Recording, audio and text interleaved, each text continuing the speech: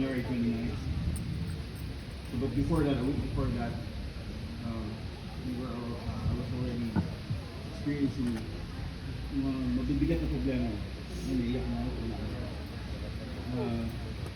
So one day, niyayain ako ng wife ko na, gusto ba na ako? Christian na, she was born out of a Christian family. Niyayain na ako. Di pa namin namin yung schedule, late sa kami dumating, ano lang po ka namin yung sa pastor yung sa service. And then yun nga, fast forward January 29, sobrang, I was in a very dark place. Sobrang lalim na. And January 29, I received a text message from somebody.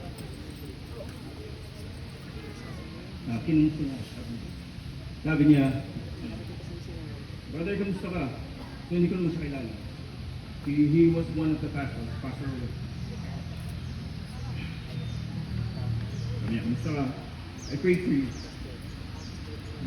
All my life, 42 years, Roman Catholic, I will never receive anything like that from someone praying for me. Someone so concerned na ganun." So, that day kasi, January 29, I've already decided to end things. Because of my problems, not my financial, personal, family, everything. Because of that one says,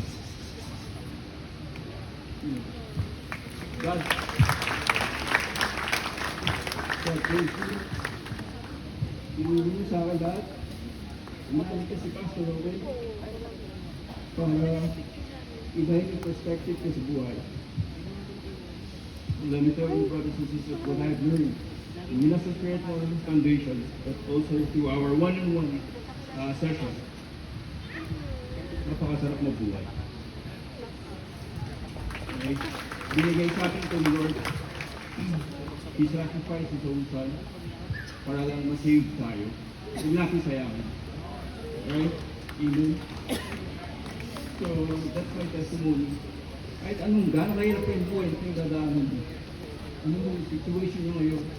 Season of not enough, season of just enough, or more than enough. Be thankful to God. You reach out to your heart. God has plans for you. Kahit gaano pa kahirap siya, lagi nga sinasabi, hindi ako talabasan ng Bible. Ngayon nga lang ako nagbabasa ng Bible, hindi ko lang pastor.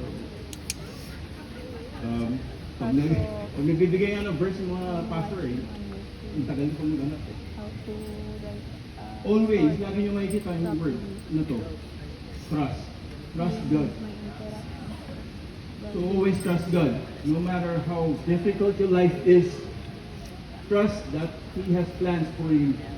Isa lang naman ang Hindi naman hindi man niya ibibigay ito sa ini-expect mo sa something. Let's say, for example, kailangan nyo pera. God, kailangan ko pera. Hindi nila may bibigay pera. He will give you opportunities na magkapera kayo. And that's how you should look at it. Yun lang po. Thank you.